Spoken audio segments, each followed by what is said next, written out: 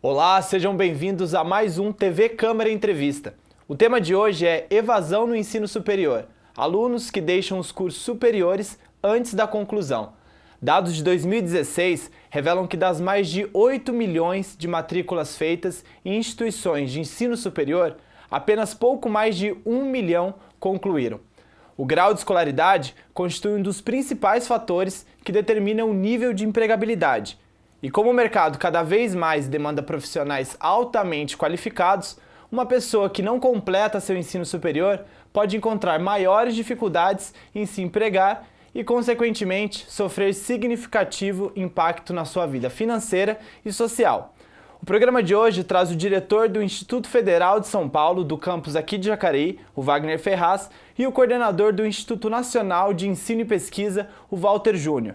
Para entender as razões que levam as pessoas a abandonarem a graduação, nós vamos ver uma matéria antes de conversar com os convidados.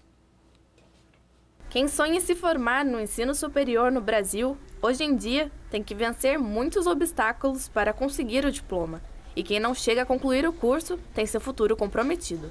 É o caso do Eric. O técnico em informática já começou 3 faculdades, mas não concluiu nenhuma devido à distância ou à sua situação financeira na época.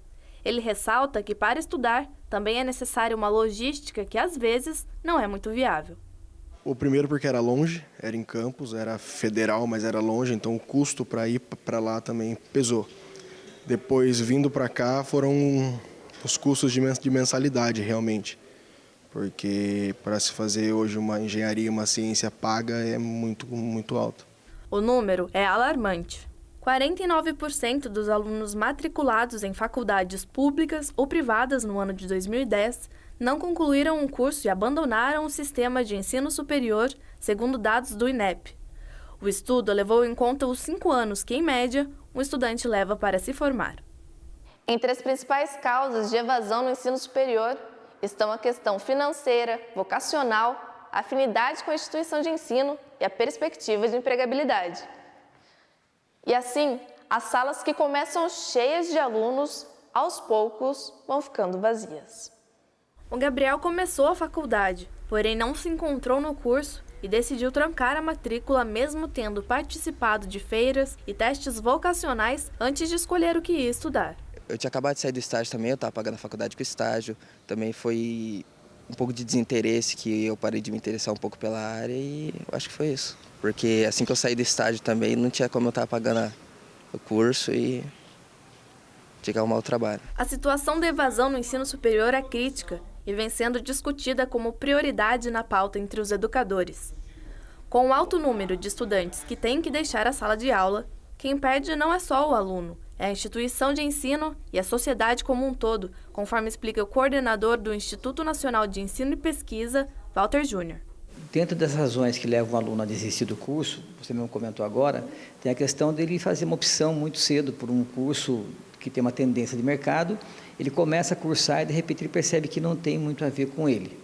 Esse é o primeiro ponto que faz com que ele desista muitas vezes e migre para um outro curso dentro da mesma instituição, porque muitas vezes ele entende que a instituição ela é boa, ela é idônea, ela tem toda a estrutura que o ajuda a conduzir o curso, mas ele entendeu que escolheu errado. Então, ele tranca a matrícula muitas vezes, até muitas vezes faz um aproveitamento de matéria e transfere para um outro curso dentro da própria instituição. Esse é um ponto.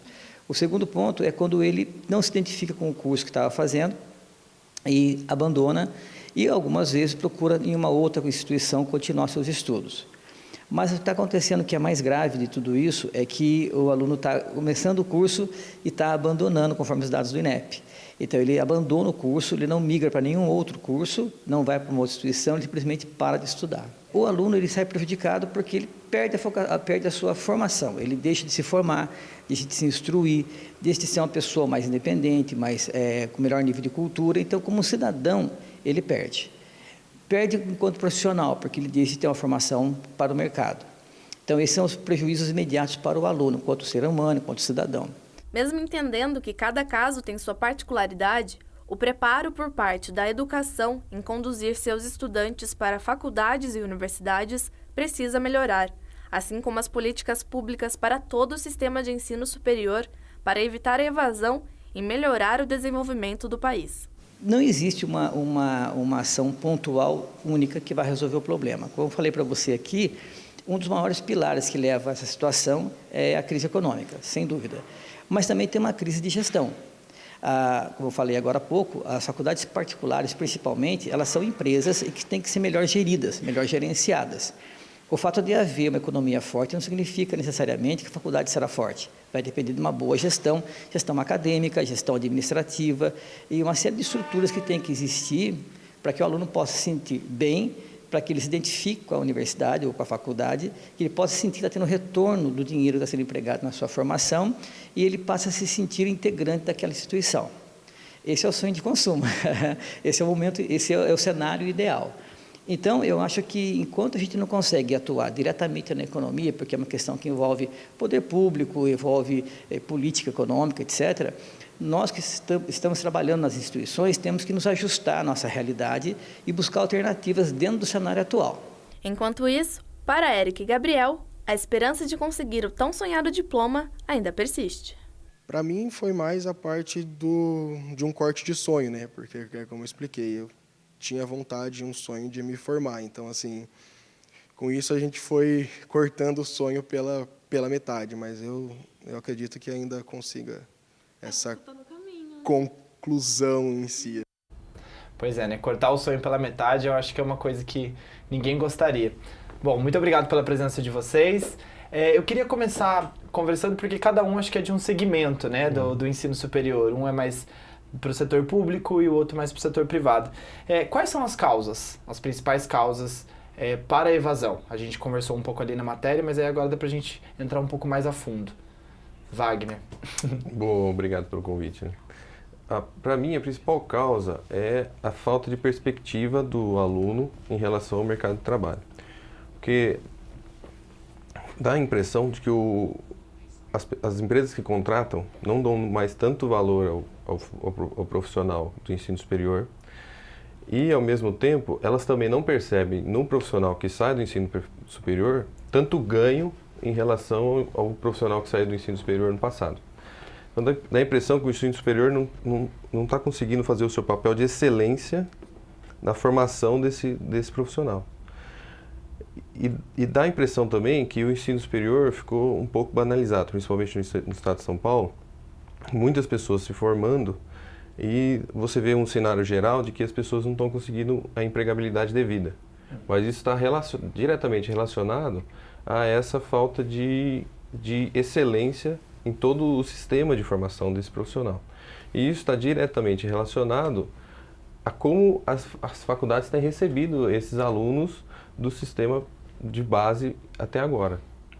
Mas também tem outros fatores, na minha opinião. Tem os fatores relacionados à possibilidade de pagar uma faculdade ou não, a possibilidade de você mudar de cidade para você fazer uma faculdade ou não, e as políticas públicas para ajudar essas pessoas a fazer essa faculdade.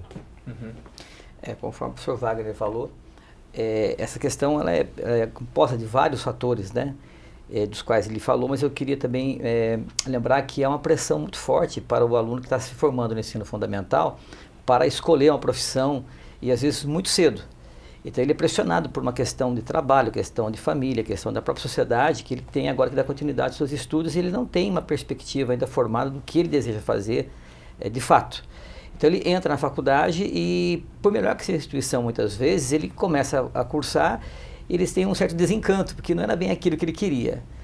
Outros fatores também são importantes, que é a questão da educação de base, conforme o professor disse, os alunos estão chegando ao ensino superior com uma base muito ruim. E a faculdade tem uma dificuldade muito grande de recuperar esse aluno, vamos dizer assim, para poder dar a ele a instrução que o ensino superior é a função do ensino superior. Então a base que chega um pouco comprometida é outro fator de desestímulo, porque muitas vezes nós temos que fazer um alinhamento desse aluno para depois inseri-lo no contexto do ensino superior, que é o objetivo também atender ao mercado, que por sua vez, em função da crise econômica, está restrito, salários achatados, e o aluno, quando se forma, ele fica sem perspectiva porque ele vê um número muito grande de desempregados, ele tem um certo desalento e a sensação de que ele perdeu tempo estudando, porque ele não vai conseguir colocar em prática a sua profissão muitas vezes. E isso que reflete nos alunos que estão em processo de formação, que têm essa dificuldade de se manter estudando, né? E acabam desistindo do curso e abandonando a instituição. Pena, né? Wagner, você comentou uma questão muito boa, que é a questão da empregabilidade, né? Então, o mercado de trabalho ele tem sido competitivo. A gente sabe que hoje em dia já não é mais... você ter só uma graduação já não significa tanto, né? Os alunos estão procurando se especializar cada vez mais. Mas eu acho que a maioria da população tem uma ideia de que o ensino federal, o ensino público de faculdade é uma coisa muito boa, né? Todo aluno que estuda, ele quer entrar para um vestibular para uma faculdade federal. E isso durante os anos, o ensino da faculdade federal, ele tem caído pela questão que você falou da educação, que já não vem mais, que já não tem a mesma qualidade de antes, ou porque ele leva muito tempo aí para conseguir reeducar o aluno para moldar para os moldes da educação?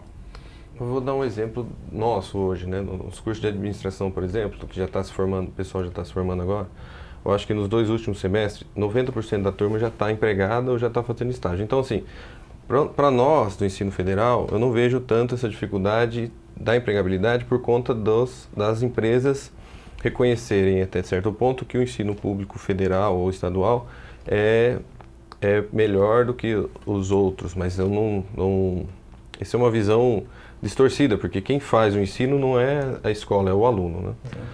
E desculpa, perdi sua pergunta, perdi Isso, ali. Como que a escola hoje, o ensino superior, é o que você falou, né? Que hoje tá difícil conseguir emprego mesmo você sendo formado numa faculdade federal. Então, o que é que aconteceu? A faculdade também caiu um pouco o ensino da faculdade por questão de política pública? Ou é mais uma questão do ensino mesmo, de educação que vem antes da faculdade? Então.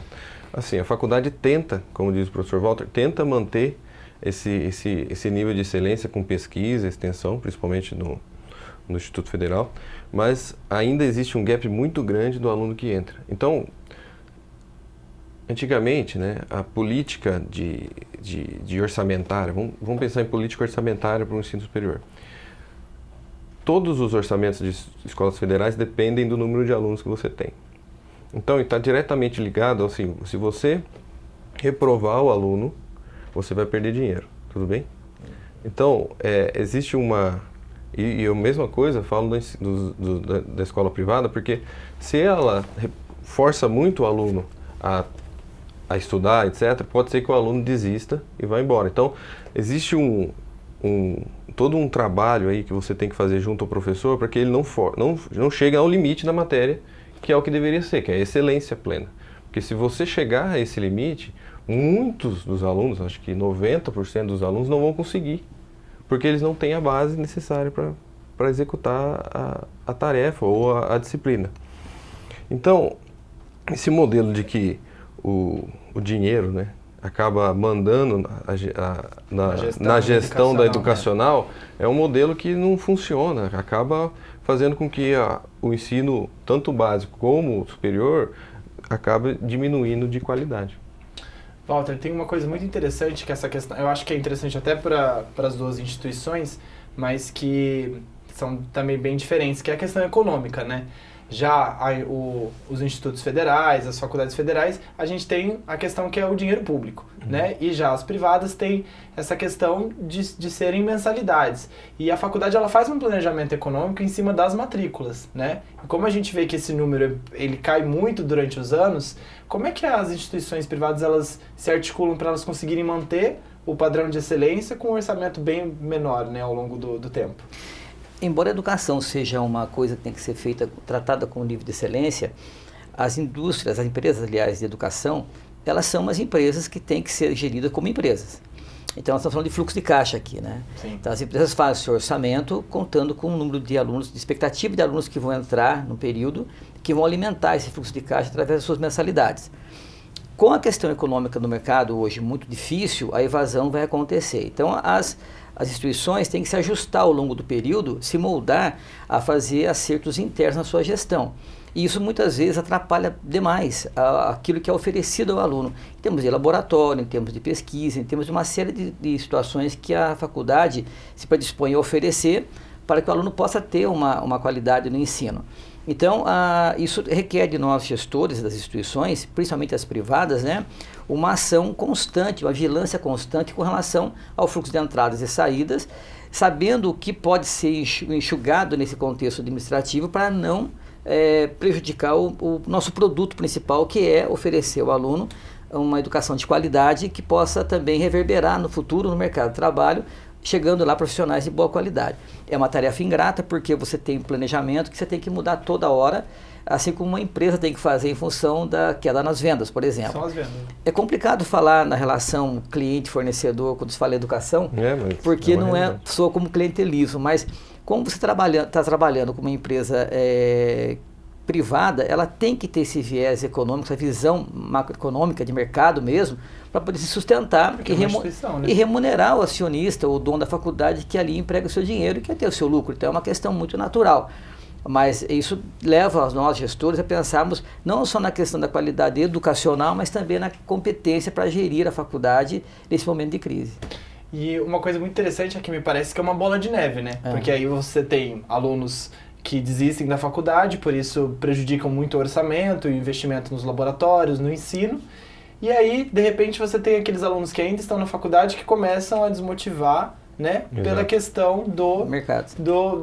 Da faculdade não está conseguindo entregar para eles, né? Sim. Qual é a evasão primária, assim, do ensino superior? É essa evasão por insatisfação com a instituição ou é por outro motivo? Bem, lá na faculdade privada, o primeiro movimento que leva o aluno a desistir é a questão financeira, né? Muitos alunos já estão estudando quando vêm para a faculdade fazer o seu vestibular e participar ali da faculdade. E por conta da crise de mercado, ele acaba tendo que deixar a instituição. Muitos já são casados, né? São pais de família, inclusive tem um lar para sustentar, e entre o orçamento apertado, ele acaba deixando a instituição. O segundo momento que leva o aluno a desistir e trancar a matrícula, abandonar mesmo, é uma insatisfação com o curso que ele escolheu, muitas vezes, né? Esse desencanto com o curso que ele escolheu. E em terceiro lugar é a questão da qualidade do ensino que a instituição oferece em termos de qualidade de laboratório, conteúdo programático.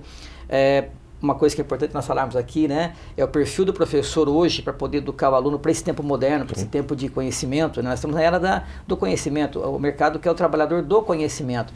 E muitas vezes o professor que está na sala de aula, ele não está se alinhando para essa realidade. Acaba sendo muito teórico. Aula expositiva demais, ele não aplica metodologias inovadoras, enfim, tem uma série de movimentos acontecendo dentro da docência que muitas faculdades, muitos professores inclusive, não se atentam para isso.